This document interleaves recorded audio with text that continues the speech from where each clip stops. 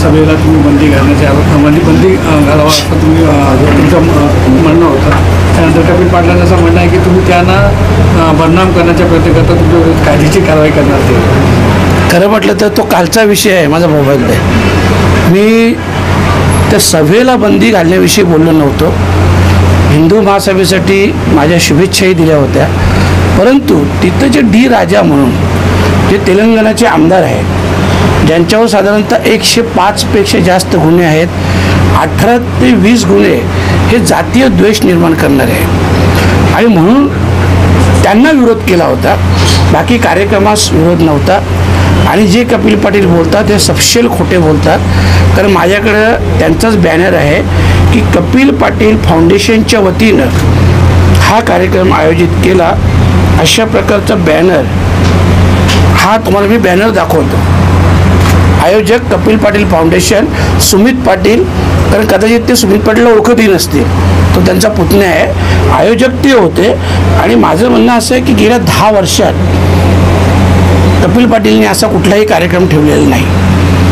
तर ईदला 2 दिवस असताना भिवंडी हा संवेदनशील आहे हे आपल्याला देखील माहीत आहे, परंतु अनेक वर्ष सर्व हिंदू मुस्लिम बांधव एकत्रितपणे एकोप्याने राहतात. सगळ्यांमध्ये आज चांगल्या प्रकारची एकतेची भावना आहे. आणि ईदच्या 2 दिवस अगोदर अशा प्रकारचा कार्यक्रम ठेवून कुठल्याही प्रकारचं वादग्रस्त विधान त्यांनी करू नये, किंवा केल्यास कुठली दुर्घटना होत असेल, किंवा जसं मी बोललो की कुठला वाईट प्रकार जर घडला तर त्याला सर्वस्वी जबाबदार हे कपिल पाटील फाउंडेशन असेल, तो म्हणजेच कपिल पाटील असतील. आणि म्हणून मी त्याला टी राजा यांना फक्त विरोध केला होता, बाई कार्यक्रमाला विरोध नव्हता केला.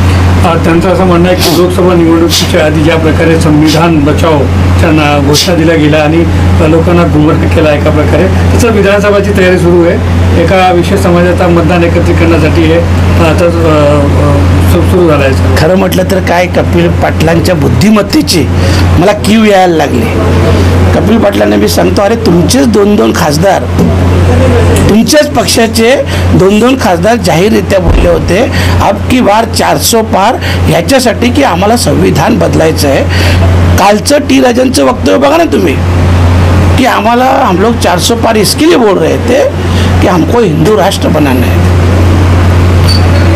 म्हणजे हे ते जे बोलतात ना, हे त्यांना कदाचित अवगत नसेल, कळलं नसेल. ते माझ्या बुद्धिमत्तेविषयी बोलतात. त्यांनी त्यांची बुद्धिमत्ता तपासून पाहावी, त्यांच्या खासदारांचे वक्तव्य तपासून पाहावे, मग त्यांच्या लक्षात येईल की नक्की काय. कायदेशीर कारवाईची धमकी दिली. मी वाट बघतोय. कपिल पाटलांचे अजून 10 मॅटर आहेत. अजून बुलेट ट्रेन आलीच नाही इकडं, अजून समृद्धीचा विषय आहे, अजून त्या क्रशरचा विषय आहे, अजून त्या हायवेला गाड्या होत आहेत. कपिल पाटलांचे एक विषय नाही होत. त्यांची एक नोटीस मला आली ना तर 10 शासकीय नोटीस, चौकशीचे आदेश त्यांचे निघतील, हेही लक्षात ठेवा. मी वाट बघतोय.